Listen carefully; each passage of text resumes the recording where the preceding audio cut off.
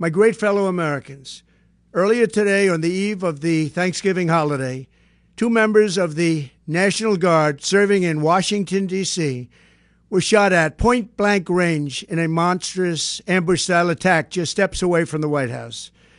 They had been deputized as part of the most successful public safety and national security mission in the history of our nation's capital, the D.C. Safe and Beautiful Task Force, which has achieved an unprecedented reduction in violent crime and crimes of all type.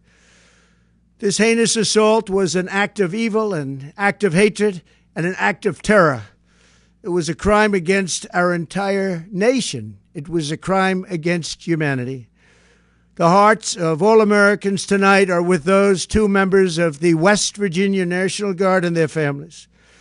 The love of our entire country is pouring out for them, and we are lifting them up in our prayers. As we are filled with anguish and grief for those who were shot, we're also filled with righteous anger and ferocious resolve.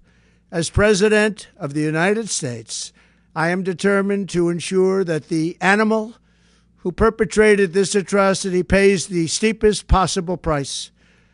I can report tonight that based on the best available information, the Department of Homeland Security is confident that the suspect in custody is a foreigner who entered our country from Afghanistan, a hellhole on earth.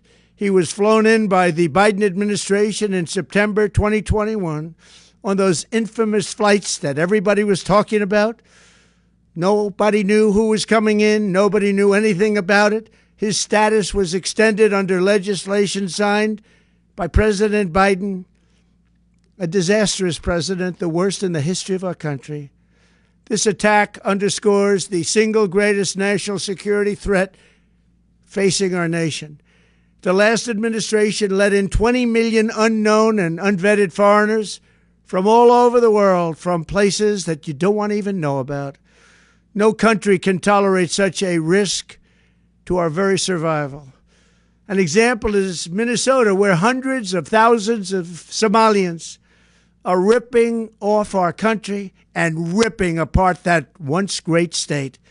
Billions of dollars are lost, and gangs of Somalians come from a country that doesn't even have a government, no laws, no water, no military, no nothing. As their representatives in our country preach to us about our Constitution and how our country is no good.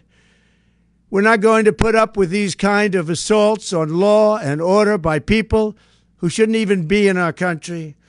We must now re-examine every single alien who has entered our country from Afghanistan under Biden, and we must take all necessary measures to ensure the removal of any alien from any country who does not belong here or add benefit to our country.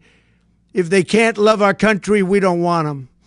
America will never bend and never yield in the face of terror. And at the same time, we will not be deterred from the mission these service members were so nobly fulfilling.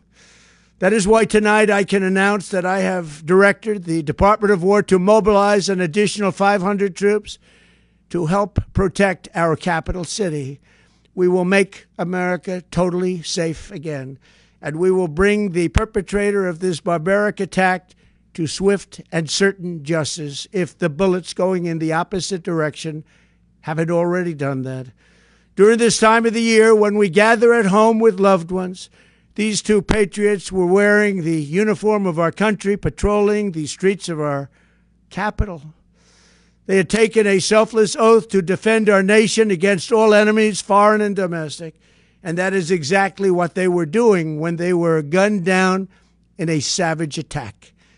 I want to express my extraordinary gratitude to every member of the United States military who is deployed tonight, at home and abroad. I also want to thank the Secret Service and the D.C. Metropolitan Police Department for their work today. This Thanksgiving, I ask every family to say a prayer for the two great heroes who were so horribly shot, and for their loved ones. Please say a prayer. May God bless them and comfort them, and may God bless and protect the United States of America. Thank you and good night.